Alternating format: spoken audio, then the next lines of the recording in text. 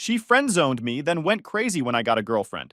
You don't get to replace me, she yelled while vandalizing my bike, so I made her pay for it. Hey Reddit. So this girl rejected me, kept me on a leash for 3 years, then tried to burn my whole life down the second I found someone better. Grab your popcorn and enjoy the shit show. I'm Milo, 25 male. I work in aviation safety certification at one of the aerospace contractors in Huntsville. I review flight software compliance documentation, making sure everything meets federal standards before it goes into actual aircraft systems. One missed checkbox can delay a certification by 6 months. It pays well, and the job security is solid because nobody wants planes falling out of the sky. One thing about this industry you need to understand for the rest of this story: your professional reputation is currency. Everything runs on trust. One HR flag, one whisper of misconduct, and doors start closing before you even know they were open. Colleagues stop putting you on projects. Managers quietly distance themselves. It doesn't matter if the accusation is true. The association is enough. Remember that. It matters later.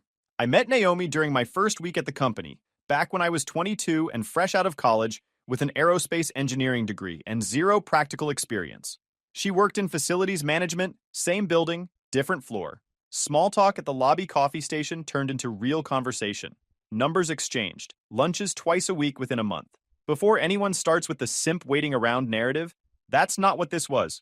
Not at first. We built what looked like a genuine two-way friendship. When my transmission blew on my Civic and left me stranded at Research Park on a Monday morning, she drove over on her lunch break and handed me her car keys for the week. Didn't hesitate.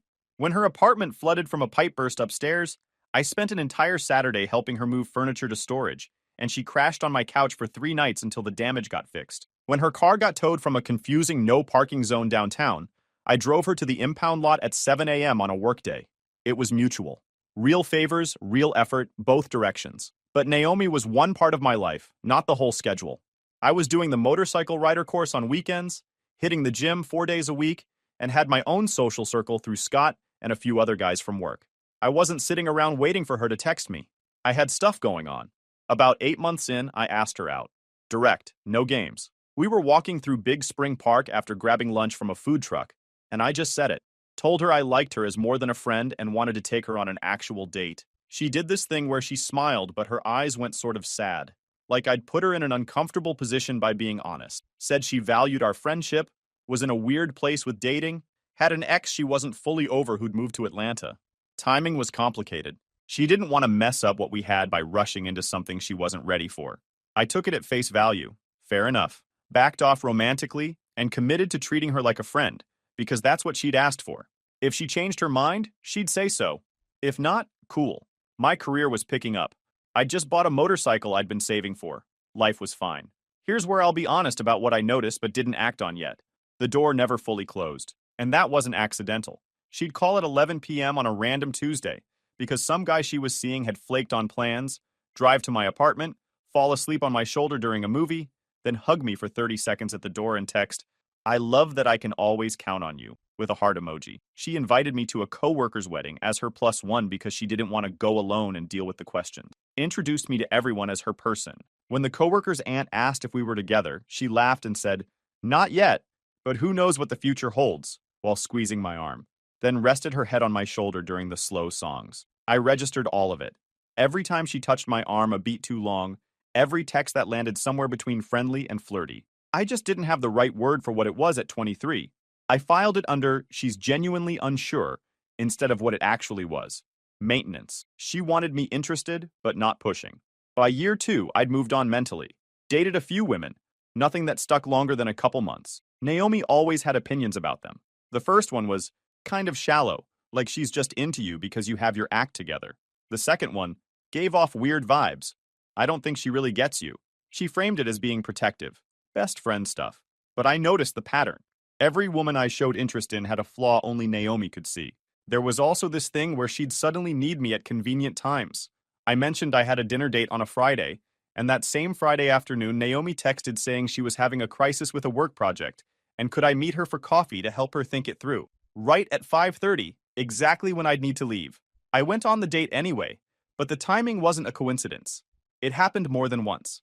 At the time, I thought she had high standards on my behalf. Now I know she was running interference. One night after a girl I'd been seeing for 6 weeks broke things off over text, Naomi came over with ice cream from that place on Clinton Avenue, and we talked for hours. At some point, she took my hands and said something I still remember clearly. You're going to make someone so incredibly happy someday.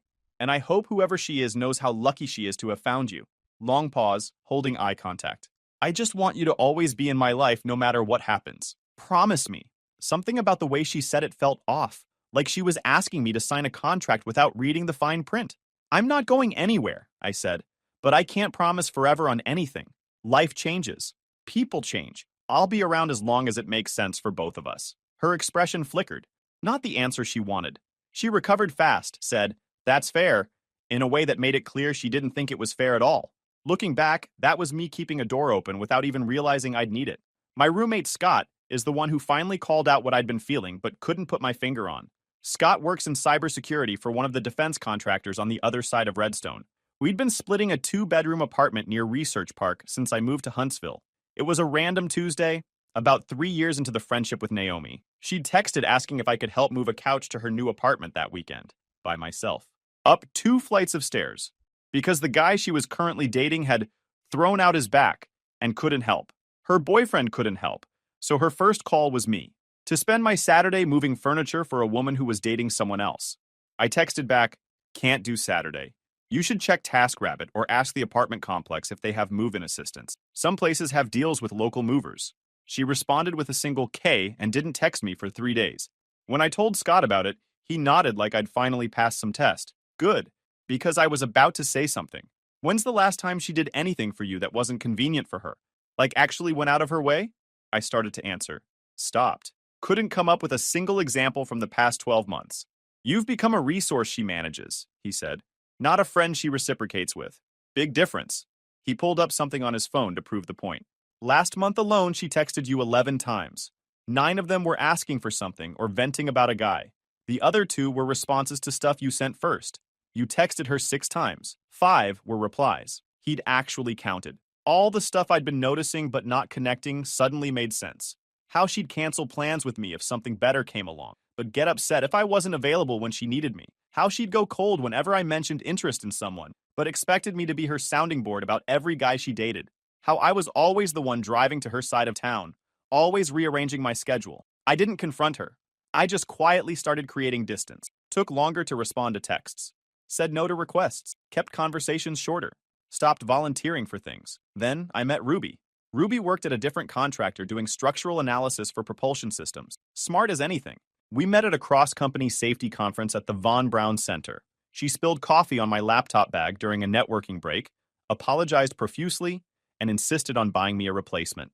I told her it was a 4-year-old bag from Target that probably cost $15. It was genuinely fine. She laughed.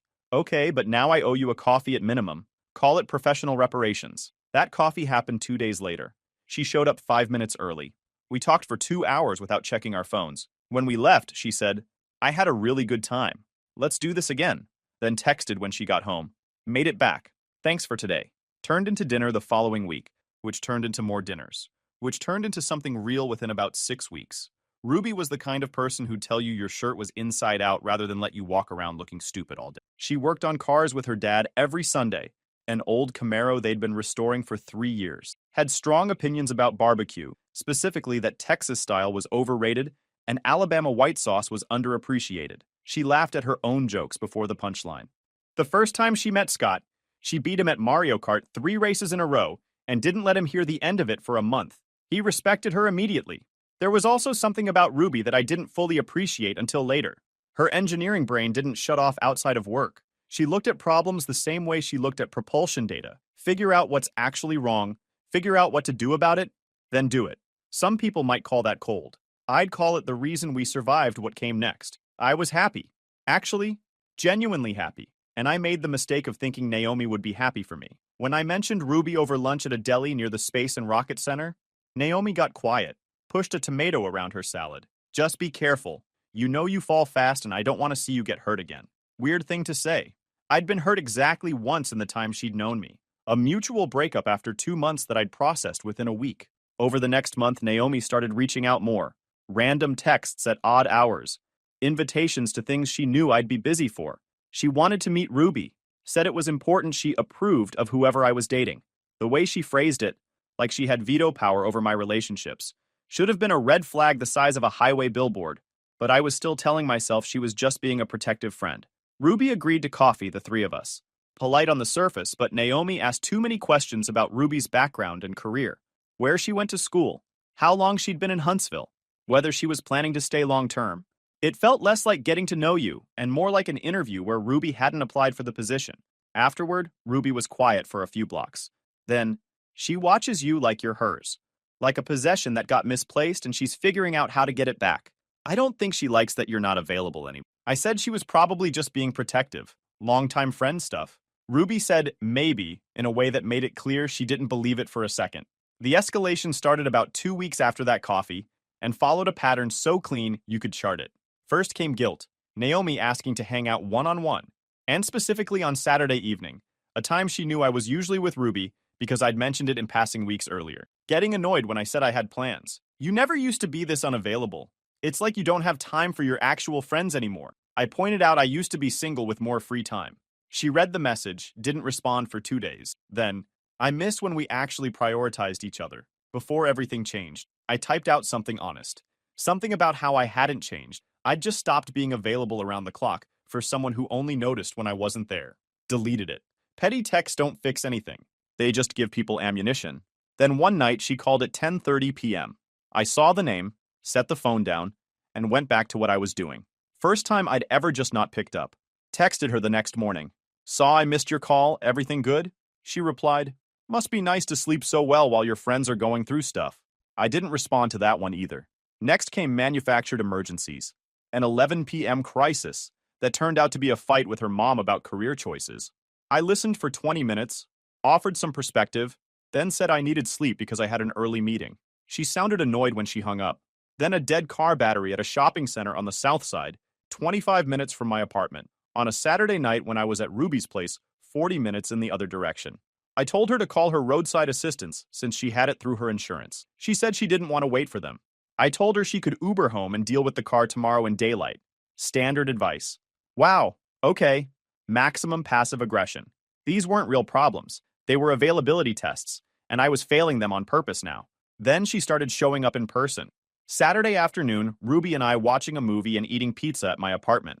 Someone knocked. I opened the door to find Naomi with takeout from my favorite Thai place. The green curry I always ordered. Surprise! I was in the area and thought you might want lunch. She looked past me and saw Ruby on the couch. Her face went hard for half a second before she smiled. Oh, hi, didn't realize you had company. I took the food. Said we were in the middle of something. She lingered at the door for an uncomfortable moment, waiting for an invitation that wasn't coming. Then said she'd text me later and left. Ruby, one eyebrow raised. Does she not know boundaries exist, or does she just not care? Definitely the second one. The last test was a voicemail. Her voice shaky, almost tearful. Hey, I know things have been weird lately, but I really need you right now. It's important. Please call me back as soon as you can. I called 20 minutes later, worried something was actually wrong. She answered sounding completely normal. No trace of the distress from the voicemail. When I asked what was wrong, she said she'd figured it out, but appreciated me checking in. Then tried to pivot into a long conversation about her dating life and how none of the guys she was meeting measured up. I cut it short. She sighed dramatically. Fine. I guess we'll talk whenever you have time for me. That night, I laid the whole pattern out for Scott. He didn't look up from his laptop. She's testing how much she can still extract from you. The question is what happens when the answer is nothing. People like this don't handle that well. I blocked Naomi on everything. Changed my routine so I wasn't using the same coffee station or parking deck. Avoided her floor completely. But the day before I pulled the trigger on the block, something happened. I ran into her in the main lobby. I was with 2 coworkers heading to a meeting. She saw me from across the hall and made a point of walking over. Big smile, touching my arm in front of them. Hey, stranger, we should catch up soon. I feel like I never see you anymore. Loud enough that both my coworkers heard. I gave her a flat, yeah, maybe, and kept walking. But I saw what she was doing, building a public version of our relationship that didn't match reality, planting witnesses who'd remember her being friendly, not hostile.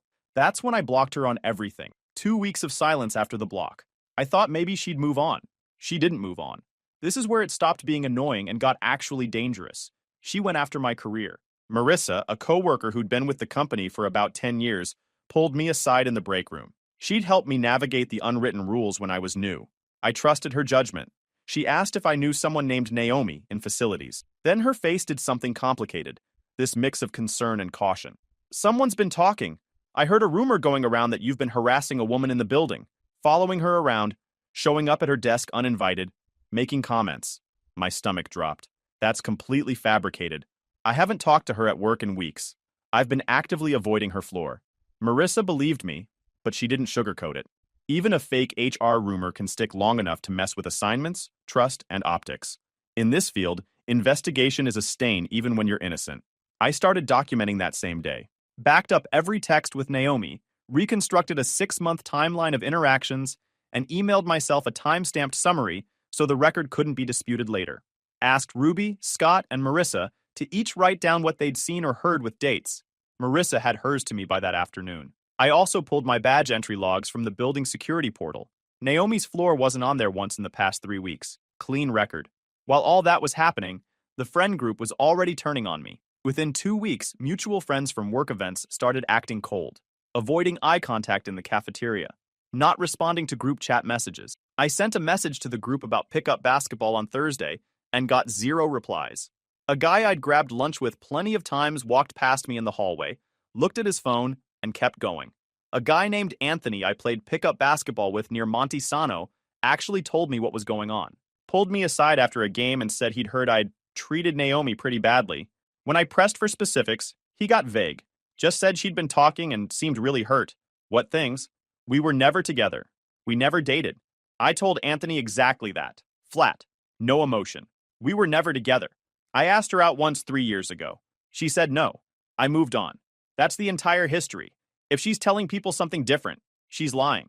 He didn't say anything for a second. Then he nodded, like he was replaying what Naomi told him against what I just said, and the math wasn't adding up.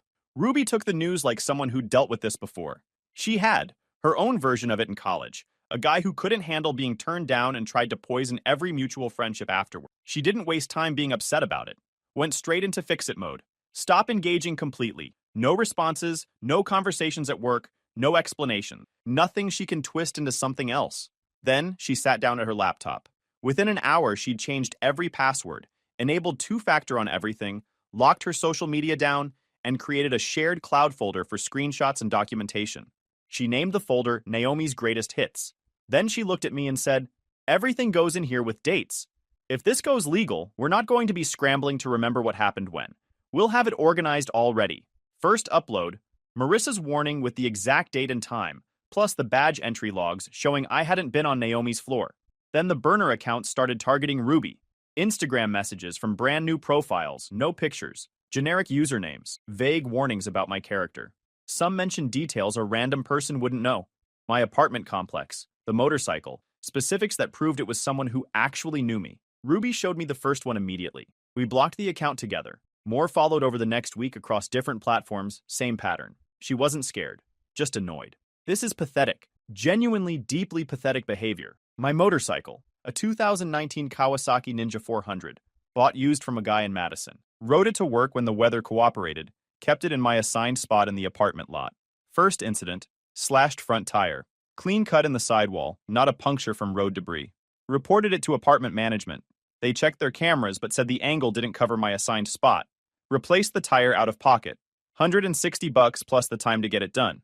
Second incident, 9 days later. Deep, methodical keying. Down the entire left side of the tank and fairing. Somebody took their time with it. I got an estimate from the body shop. Over $800 to repaint and refinish. That one hurt. Scott and I installed a Ring doorbell plus an extra camera covering the parking lot that same week. If the complex wasn't going to cover the angle, we'd cover it ourselves. The setup wasn't perfect, partially blocked by a pillar, but it caught my bike's spot from one direction. Third incident came 6 days after the cameras went up. Someone approached my motorcycle at 2:15 a.m. and poured something on the seat.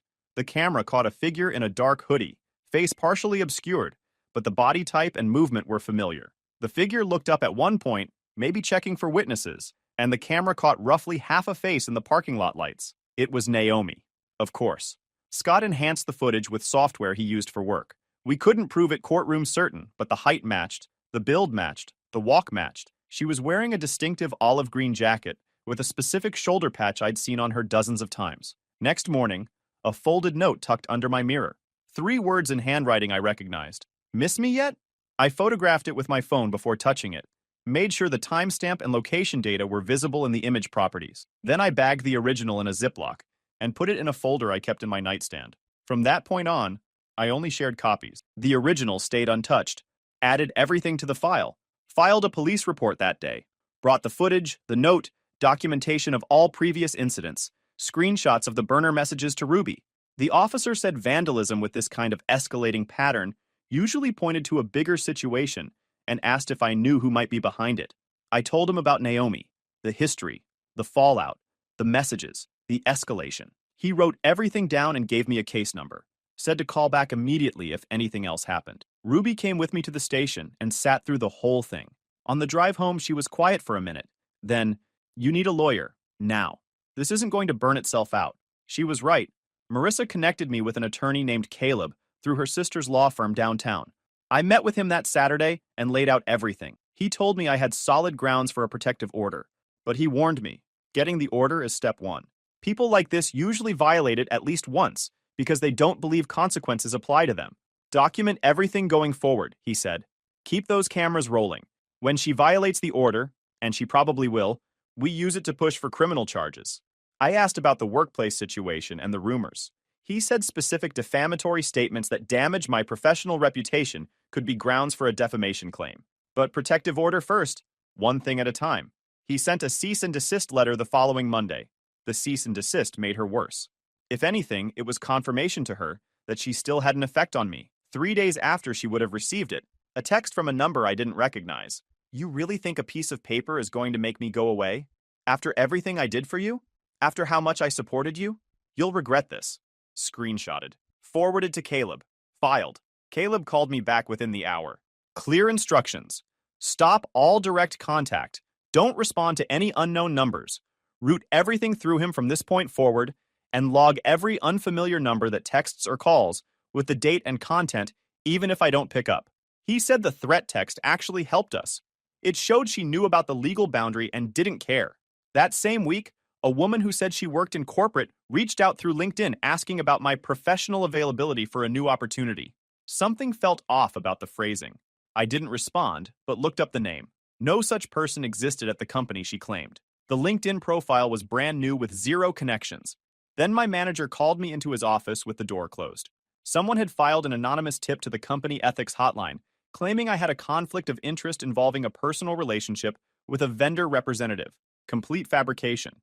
I didn't interact with vendors. I barely talked to anyone outside my immediate compliance team. But an anonymous tip required an investigation. Company policy, no exceptions. HR sat me down in a conference room and asked a series of questions about my work relationships and potential conflicts. I had everything ready. The cease and desist, the police report, the full timeline. Laid it out without getting emotional. I showed them everything. The HR rep's expression shifted as she reviewed my documentation. "This is helpful context. We'll need to complete the investigation either way, but this is very helpful. 2 weeks to clear me. 2 weeks of side eyes from people who didn't know what was going on, but new HR had pulled me into a closed-door meeting. During those 2 weeks, I changed how I moved through the building, kept all conversations in open areas, avoided being alone in hallways or stairwells, especially near the facility's floor, started saving every meeting invite and attendance log, so I had a verifiable record of where I was during work hours. It felt extreme. It also felt necessary. Even a cleared investigation leaves a mark in this industry. People remember you were investigated. They forget you were cleared. Your name quietly gets dropped from projects. That was the part that made me angriest through all of this. The career threat. Because everything else could be repaired or replaced. A professional reputation in aerospace, once it cracks, sometimes doesn't come back. Then came the parking deck confrontation. Thursday evening, half-empty deck with people around. I heard my name from behind. Naomi standing by the elevator bank, arms crossed, blocking the most direct path to my car. She looked like she'd been waiting. "We need to talk." Loud enough that a guy getting into his truck 2 rows over looked up. I stopped walking. Didn't approach. "No, we don't. You got the letter. We're done." "The letter?" She laughed. "Nothing funny about it. You send lawyers after me? I was there for you when nobody else was. And this is how you repay me?" She stepped toward me. I kept distance. "You need to leave. I'm not having this conversation. You don't get to decide that. You don't get to just replace me and pretend I don't exist. I'm calling security." I pulled out my phone. She stared at me for a long moment. something ugly behind her eyes. Then she turned and walked toward the opposite stairwell, like she'd made her point. I called building security anyway, got the names of 2 witnesses who'd seen everything. Security confirmed the parking deck cameras covered that section and said they'd preserve the footage under my existing case number. Added it all to the file. The burner accounts kept targeting Ruby too. We started noticing tells because the person behind them wasn't as clever as she thought. Same unusual phrases popping up across supposedly different accounts. One slipped up and referenced Ruby's work schedule, something only someone watching her would know. Another was created within minutes of Naomi viewing Ruby's posts through what turned out to be a mutual connections account. How did Ruby figure that part out? Because a friend of hers from college, someone who now lived in Birmingham, reached out asking why this woman named Naomi had been messaging her asking questions about Ruby. The friend thought it was creepy and wanted to give Ruby a heads up.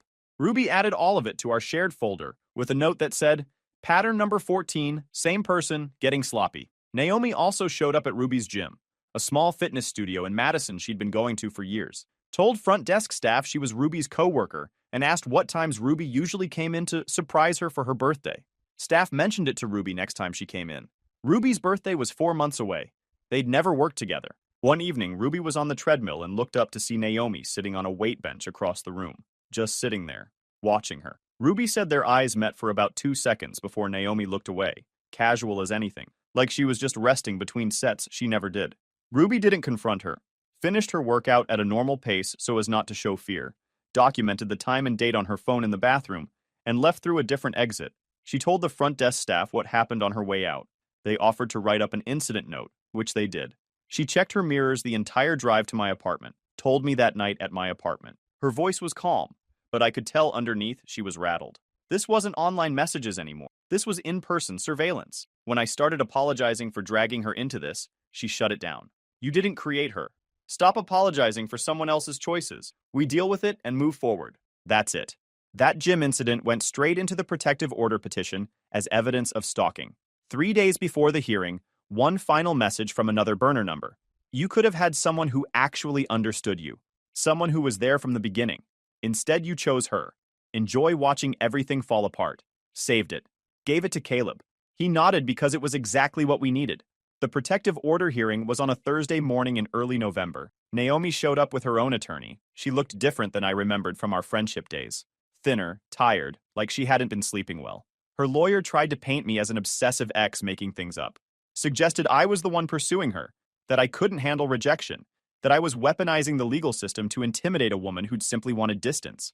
Caleb laid out our timeline, piece by piece, like a man who'd done this before and knew exactly how to build a picture for a judge. He handed over a tabbed binder, color-coded, indexed, with a printed timeline across the first 2 pages and screenshot printouts behind each tab.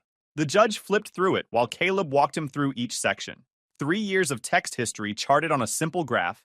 Naomi reached out 4 times for every one time I did, jumping to 8 to 1 after I started dating Ruby. The fake emergencies that were really availability tests. The cease and desist she answered with threats. Camera footage of someone matching her description at my motorcycle at 2:15 a.m.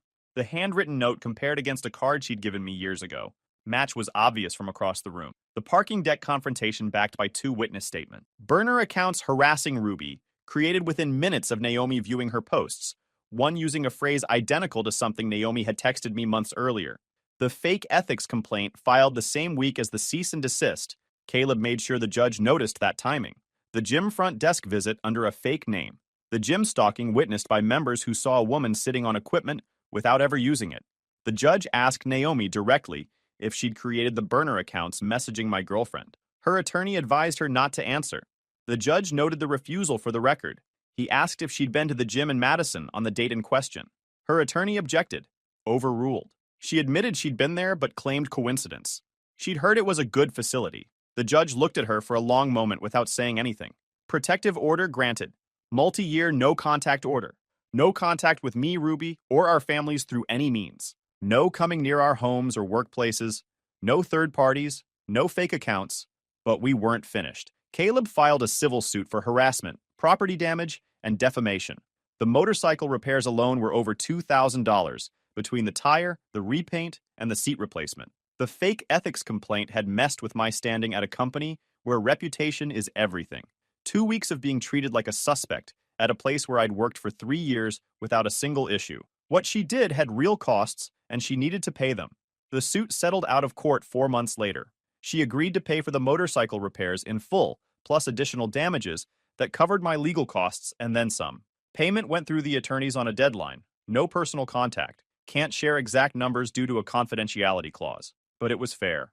I never spoke to her again after the hearing. The protective order held. Some mutual friends reached out afterward. Some apologized. Some were just curious. I didn't engage with most of them. The people who mattered had already known the truth. Ruby and I moved in together about 6 months later. Newer complex, good security, working cameras. When I asked her once why she didn't just walk away when things got bad, she looked at me like I'd asked a stupid question and said, "Because you didn't cause this. And I don't leave when things get hard, just because someone else is acting crazy." Scott kept the old apartment and finally got that dog he'd been talking about. My career recovered fully. The ethics investigation went nowhere. HR noted the complaint was made in bad faith, and Marissa made sure the right people got the real story. In aerospace, your reputation follows you everywhere. Mine survived intact. I think about it sometimes. How close I came to being the guy who stuck around indefinitely, waiting for someone who was never going to choose me, but was never going to let me choose anyone else either. Should I have drawn the line sooner? Absolutely. I spent too long being polite when I should have been blunt. That's on me. But her response to losing access wasn't my fault and wasn't my responsibility. Caleb told me most people in my situation wait way too long. They think it'll stop on its own. They think documentation is overkill until they need it and don't have it. I got lucky. A roommate who called it out.